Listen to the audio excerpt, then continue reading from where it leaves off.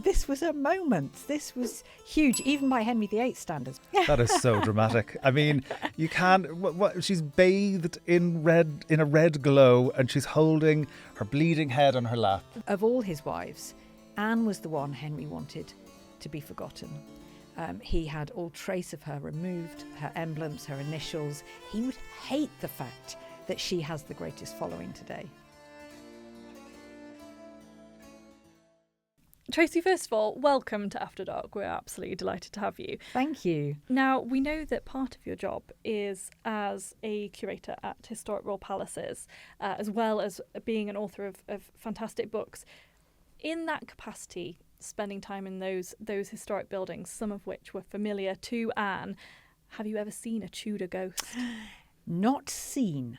I have had one ghostly experience, potentially ghostly experience, who knows, in my, 15 years of working at historic royal palaces. Now, fittingly enough, I was on a ghost tour when this happened, and I was walking along, I'm not making this up, the haunted gallery at Hampton Court. This is a little too... I know, it's a bit too convenient. I'm not plugging our ghost story tools, I promise, but the haunted gallery is named after Henry VIII's fifth wife, Catherine Howard, whose unquiet spirit is said to run screaming along this stretch of the palace. Regardless of whether she does or doesn't, there have been more sightings, faintings along this corridor than anywhere else, either at Hampton Court or any of the other palaces. Now, I got halfway along the haunted gallery and the lights were out. And all of a sudden, it was as if I'd stepped into a deep freeze. It was the temperature plummeted. And I looked around me for a source of draft, window, door, nothing, solid wall. And then just as suddenly the temperature went back up again. And I scarpered back along the corridor to rejoin my group. And the tour leader saw the look on my face and saw how pale I'd gone. He said, did something happen there? And what I described, he said, that basically so many people have said the same. On that single point, they can't find a source for such a dramatic fall drop in temperature. Yeah. But I keep an open mind. I would love to see a ghost. Never have, but that's that for me. But yeah, it definitely spooked me. I think as historians, the idea that history is somehow proximate to us, that it's just there beyond some kind of veil. It's a very tantalising idea, isn't it? I think we all would like to see a ghost. Exactly. I love the idea that people leave something of themselves, that, walls have some kind of memory, that some impression of the person, of the event lives on. Of course, it defies science, and I deal with a lot of skeptics in my job, and I'm sure everything can really be explained, but I just love the prospect that some things can't.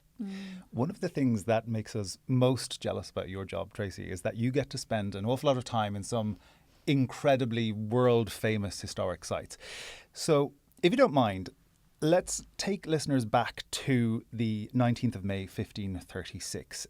Anne Boleyn, the infamous second wife of Henry VIII, was led from her apartments inside the tower, the short walk to the scaffold that had been built for her execution. She had been condemned for adultery and treason, and she was led there. She mounted the steps of the scaffold, and a great crowd had gathered. It was supposed to be a private execution, but the doors of the tower had been left open, and a great crowd had gathered, about 1,000 people, to witness the final moments of Anne Boleyn.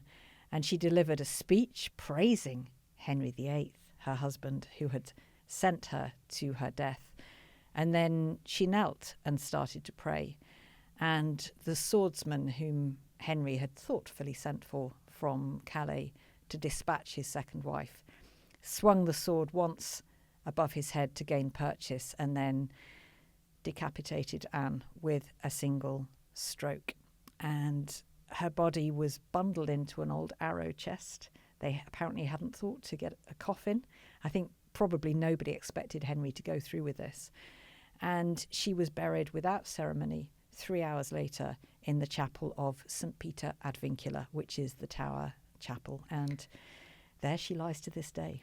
it's such a moment of real trauma. Trauma, obviously, for Anne to have to go through that and to meet her end in that way, but trauma for England, for the political situation in that moment, this idea that there were people thinking, you know, there would be maybe a last-minute reprieve for Anne and that she would get away. Am I right in thinking that she certainly hoped for that herself, Yes. and she walked onto that scaffold thinking, any moment now, Henry will change his mind? Yes, I firmly believe nobody thought he would go through with this. That's why there were lots of elements that went wrong, the leaving open the tower doors, the fact they hadn't got a coffin.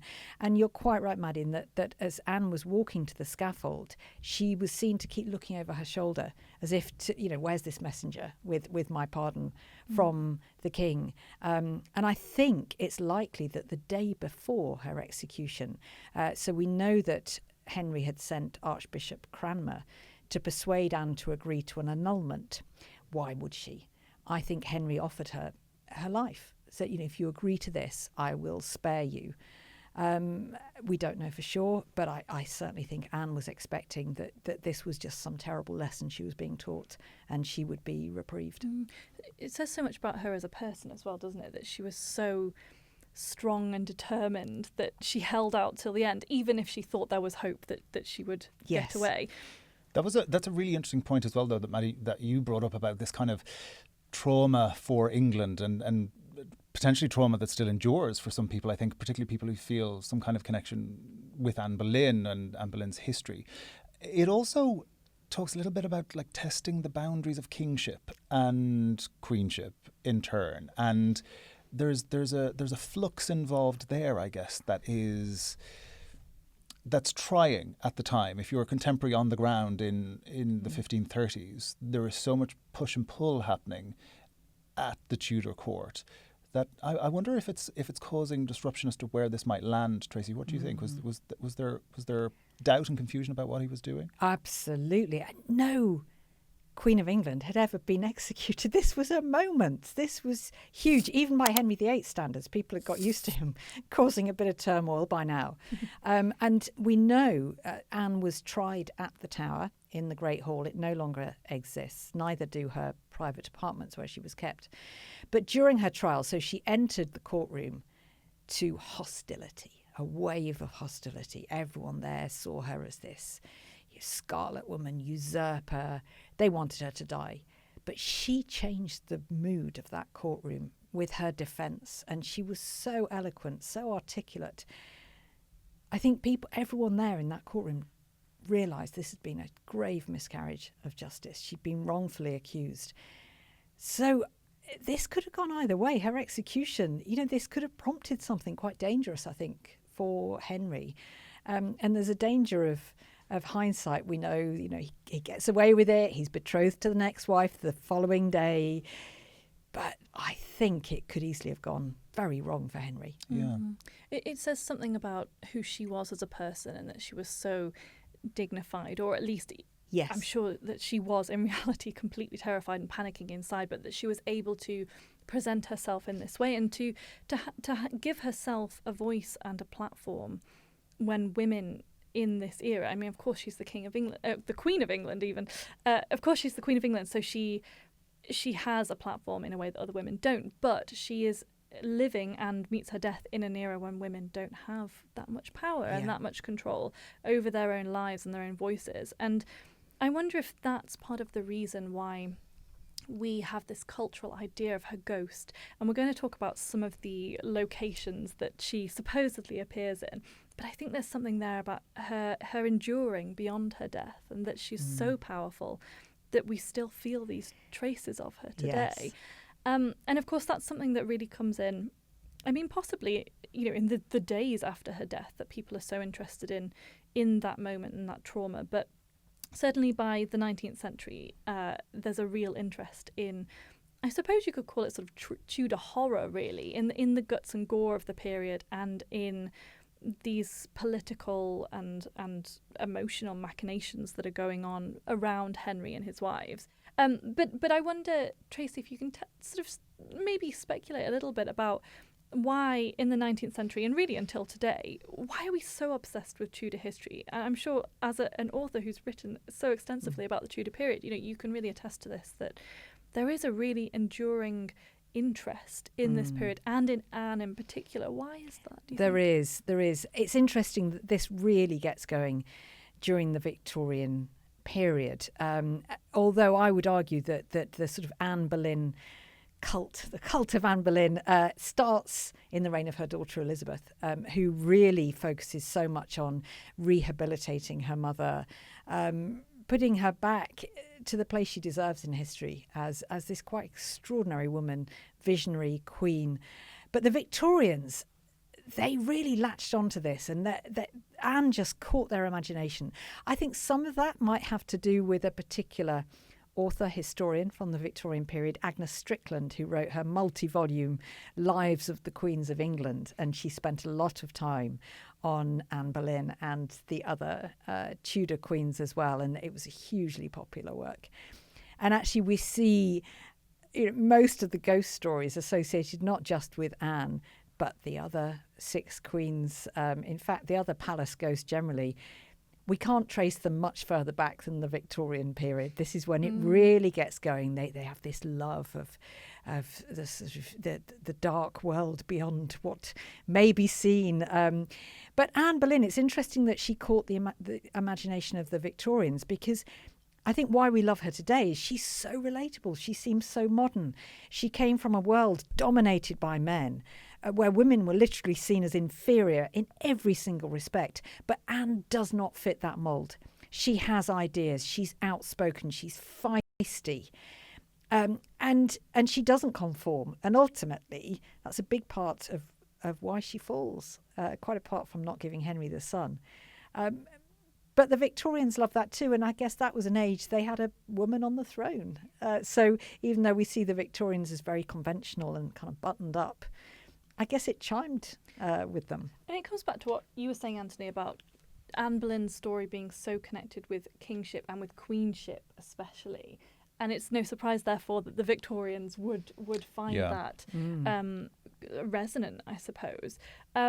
It's interesting to me that it's the 19th century and particularly the Victorians who have the majority of these encounters with Anne Boleyn's ghost. I think there's another story from the Tower specifically. And I guess we can talk about the Tower as this sort of, I don't know, I suppose a site of cultural memory and imagination more broadly. But there's a story of one of the guardsmen there who comes around a corner one night, on duty, and he sees the ghost of, who he takes to be Anne Boleyn, a headless female figure moving towards him, and he readies his bayonet and challenges it. And when the figure just continues to come towards him and actually moves through him, he tries to bayonet it and he faints when he can't do that. And I think actually he's found then passed out on duty, which I think probably would No, it was a ghost, Maddie. It was a ghost. Yeah, I think It it's was a very definitely good a ghost. excuse. He definitely hadn't been drinking, and it definitely wasn't anything normal. It had to have been a ghost. No, I agree. I think it's a very reasonable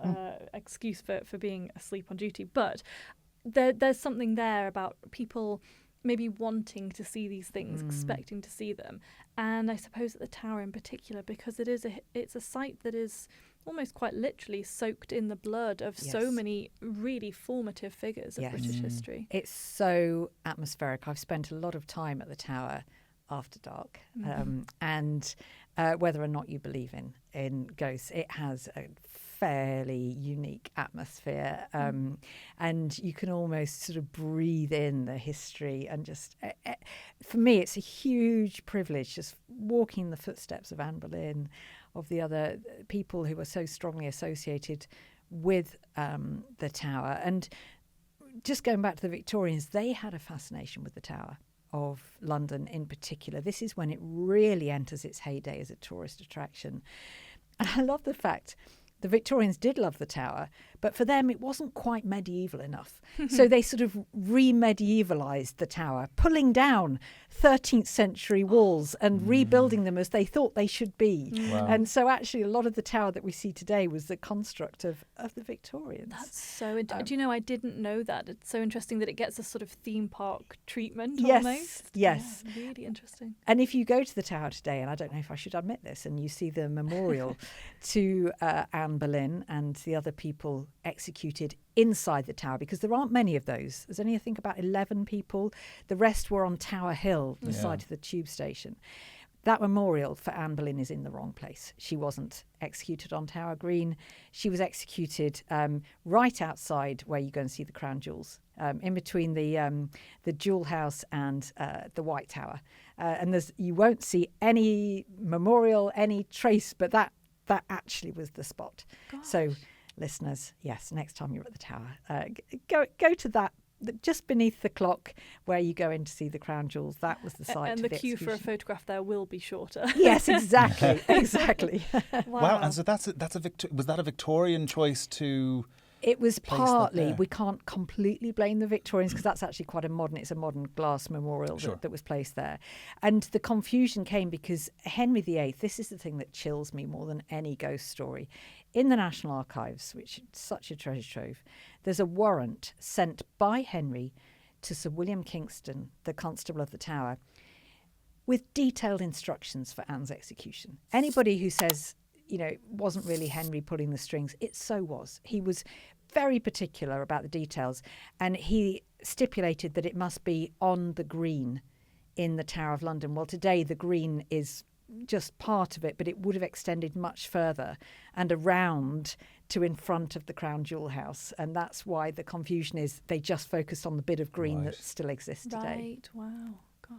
It's interesting as well that you were talking earlier about elements of Anne Boleyn's personality or her archive that appeals to people today. And it got me thinking as you were speaking about the elements of her personality that might have specifically appealed to Victorians, even though some of her attributes may seem counter-Victorian almost. But I suppose she was a dedicated wife in many ways, and that would have appealed. It's just interesting to think about how multifaceted she is, and so can endure over these generations. And she shapeshifts throughout time. We make her what we need her to be. we need her to be. Yes.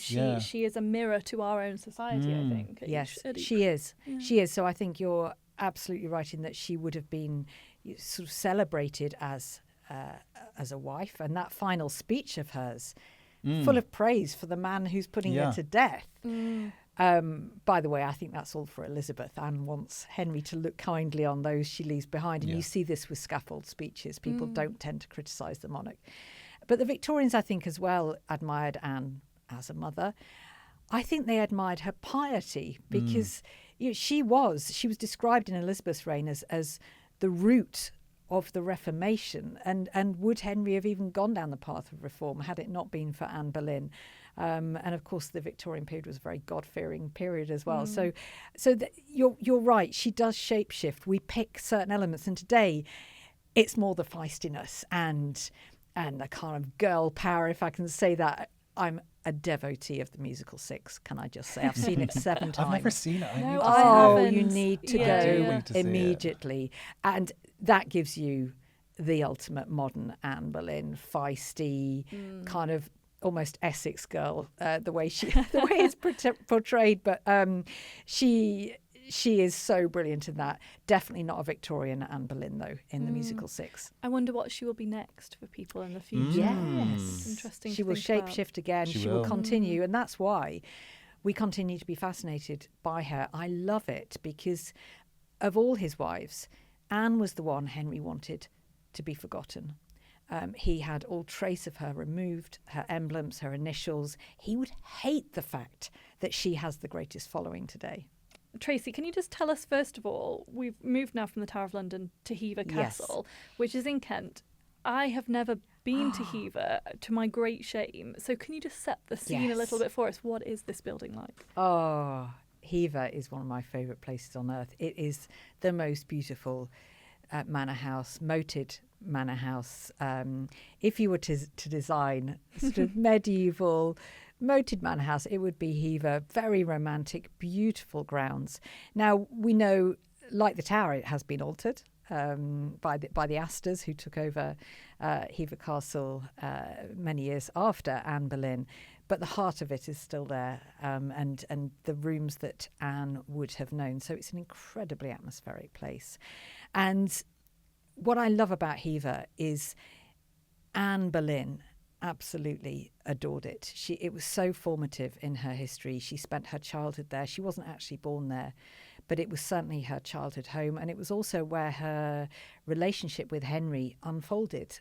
She kind of used it as a refuge, I think. I'm not sure how much she wanted Henry, and you see her returning to Hever quite a lot as he's pursuing her, and sometimes he goes after her there at Hever, and even once she's almost queen, she's still escaping to Hever whenever she can.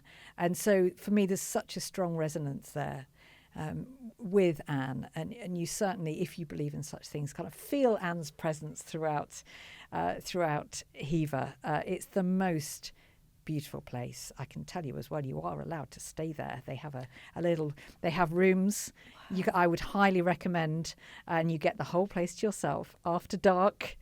We must go and record an episode. I think you need to Producer justify Freddie is in a corner, and we are putting this on the list for a future episode. Business expense, justifiable. It is amazing. Now, a dear friend of mine was the curator at Hever, Owen Emerson, and he shared with me a ghost story because I've been doing a lot of research at Hever. I've been sort of not living there, but spending so much time there. And Owen told me, and for me it's always when it's out of the horse's mouth that it's most powerful, about this occasion when he was with a friend and they were exploring Hever together. And his friend said, "Look, just Boleyns, if you can hear me, give me a sign," kind of flippantly. All the lights started to flicker. Oh, wow. Wow. And then this light appeared in an upstairs window that they could see, and they both went to investigate. Nobody there. Light had disappeared. They were the only ones in the castle. Now you might say, yeah. Now Owen is a straight up guy. He's not going to make up a story like that. I completely believe him. And yeah, it really gave me shivers down the spine when he told me. And he said he just couldn't explain it. It's the only thing that's happened. And it was just in response to literally a plea. Come on, show yourselves. And it must have been amazing for him as the curator of that building, someone who's so familiar with its spaces and its history, to experience it in a different way and to feel that connection potentially. Yes, exactly. So, and I could just tell the look on his face as he was relating this story. It had clearly shaken him. It had, moved him because he's spent his life immersed in researching Anne, in her story, in where she lived. But this, I guess, gave it a whole other dimension. It is that particularly that type of experience in that type of venue does speak to something along the lines of a supernatural element to heritage properties. Now, I'm not necessarily saying that that's manifestations of ghosts, but it's something otherworldly. I know on a personal level, when you go to a lot of these sites, there is just something different about setting foot in these places where the energy changes. I've said this to Maddy so many times.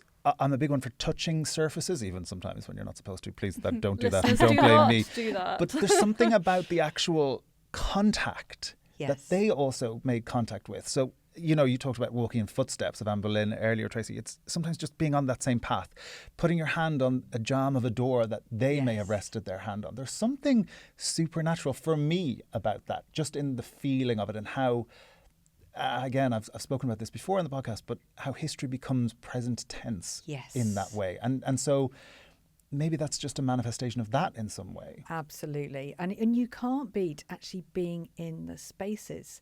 So even though those spaces have changed, at Hampton Court, for example, my favourite room in the palace is it's called Apartment 33. We've got lots of apartments all named after the Grace and Favour residents in the Victorian period.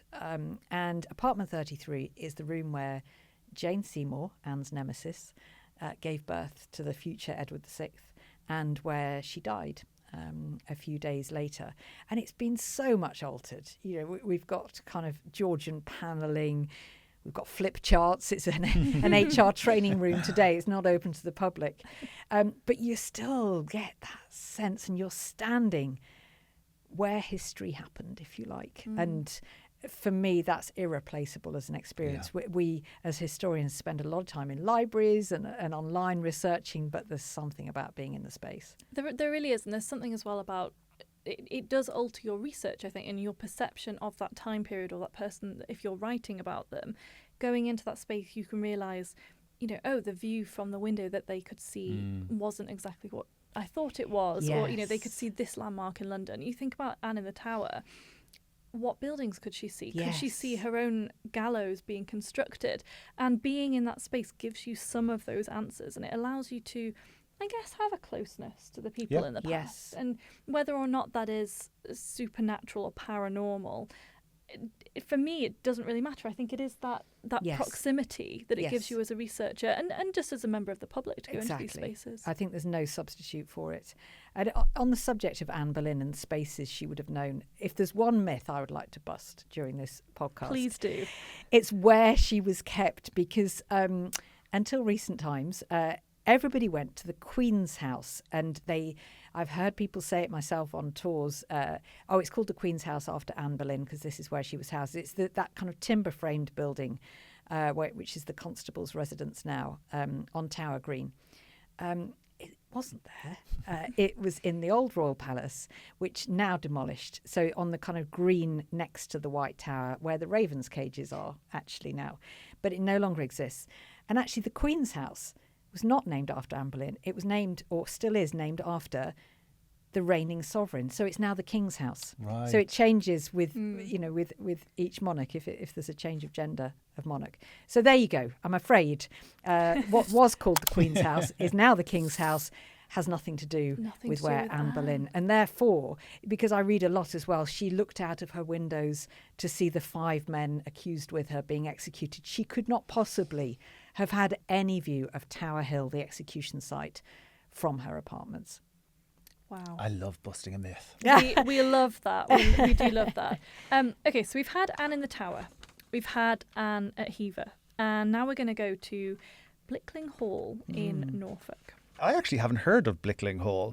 So how does that fit into Anne Boleyn's story? Well, it's where she was born, almost Right. certainly. For a while, Blickling and Hever kind of fought it out between them. No, we're the birthplace, we're the birthplace. But I think even Hever now acknowledged they're the childhood home, but the Boleyns were a Norfolk family, and Blickling was one of their sort of power bases, if you like. So it's likely that Anne was born at Blickling. And So, okay, full disclosure. I know this story intimately because people still gather on the 19th of May at night to see this apparition, okay? And I went there one year, not necessarily expecting to see it, but I thought, I just want to know what this is all about. And I love Blickling. Shameless plug alert. My very first book was about Henrietta Howard, a mistress of George II, and she was born at Blickling. So I kind of came to Blickling through the Georgians and then discovered the Anne Boleyn collection. As two Georgian historians, we have to say that anything through the Georgians is the best way. But I'm a little bit astounded by this. I did not know that you had come to the Tudors through the Georgians. There you go, you see. Do not underestimate the Georgians, guys. I you need love to check the them Georgians. out. Please, can we do another podcast about something Georgian? Absolutely. Yes, we can. I'm about more than just the Tudors. But anyway, so I went there 19th of May, and there's this big gathering there every year, and they wait until midnight to see this carriage draw up with the headless Anne Boleyn. Well, needless to say, of course, it didn't appear, but I think it has the biggest following of all of the various ghost stories in terms of people actually turning out to see it and to be there and to believe it. Yet for me, it's the least believable of the ghost stories. The kind of carriage and the headlessness. I can more buy into the stories where Anne is as she was and not just kind of carrying her head around and Anne intact, and the sort of spirit of Anne I can get behind. Yeah, it reduces her story to that one moment Exactly. of her being beheaded, doesn't it? Yeah. But it must have been a really remarkable event to attend, Tracy. So can you just tell us a little bit, set the scene for us? Who are the kinds of people who attend an event like this expecting to see a headless Anne pulling up in a carriage? Well, it was interesting. I would say the audience was largely made up of women. I think there might have been one long-suffering husband there, but mostly it was women, mostly sort of retired women, and I think most of those women were also from the kind of local area. I was viewed with some suspicion because I was clearly not a regular on the 19th of May every year. So people didn't know why I was there. There was, I would say, 30 to 40 people there. Okay. So decent sized gathering. We gathered outside the gates to Blickling. It was actually a really atmospheric evening because there was a bit of mist. It was one of those, of course there had to be. Probably it was fake mist, but I fell for it totally. Shoved in. Yes, exactly, by the National Trust. Smoke machine round the corner. Yeah, and I just absolutely lapped that up. And I remember as well just the silence. There was a bit of chatter when everybody gathered, and then there was just silence for the half an hour leading up to midnight. And I did get a bit spooked. I didn't expect to see the carriage or the headless ghost, but it was atmospheric, and I just thought it felt more respectful than ghoulish, if that makes sense. It felt that these women really connected with Anne Boleyn and her story, and really wanted to mark that, and not just that it wasn't just full of eager-eyed ghost hunters. It was more about respecting Anne Boleyn and remembering her. And remembering her. So midnight came, and the clock chimed, and it was all very spine-tingling. And then people just quietly dispersed, and that was it. So I found it quite moving, and. Yeah, I'm pleased I experienced it, not as a ghostly kind of activity, but more just to remember Anne in a place that has a strong connection with her. Thanks for watching this video on the History Hit YouTube channel. You can subscribe right here to make sure you don't miss any of our great films that are coming out. Or if you are a true history fan, check out our special dedicated history channel, historyhit.tv. You're going to love it.